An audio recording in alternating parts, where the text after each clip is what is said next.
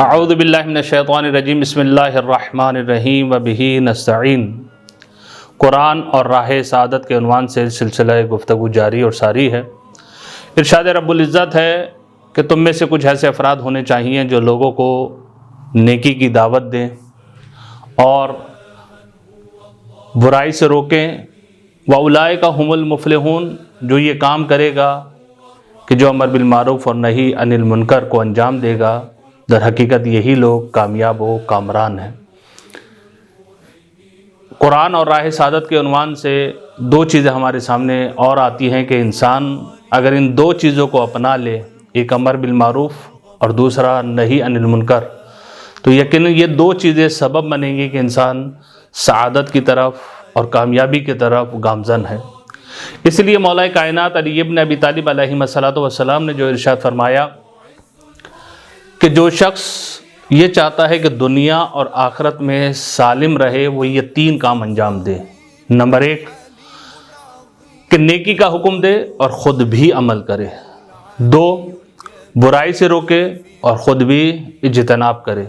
اور تیسرا یہ کہ حدود الہی جو احکامات الہی ہیں ان کی پاسداری کرے۔ یقیناً اگر یہ شخص یا کوئی بھی ان تین کاموں کو انجام دے گا تو وہ کامیاب اور کامران ہوگا، اور اس کا نتیجہ یہ ہے اور اس کا اجر و پاداش یہ کہا جائے کہ جو انسان امر بالمعروف و نہی عن المنکر کرتا ہے تو در حقیقت وہ زمین پر اللہ اور اس کے رسول کا جانشین اور خلیفہ ہوتا ہے۔ لیکن اگر ہم نے یہ کام نہیں کیا امر بالمعروف و نہی عن المنکر تو ہمارے لیے خسارہ ہے، اور پھر معاشرہ برائی کی طرف جائے گا، اور ساتھ ساتھ اگر ہم نیکی کا حکم نہیں دے رہے یا نیکی کا حکم تو دے رہے ہیں لیکن خود عمل نہیں کر رہے تو اس کا بھی نقصان ہے۔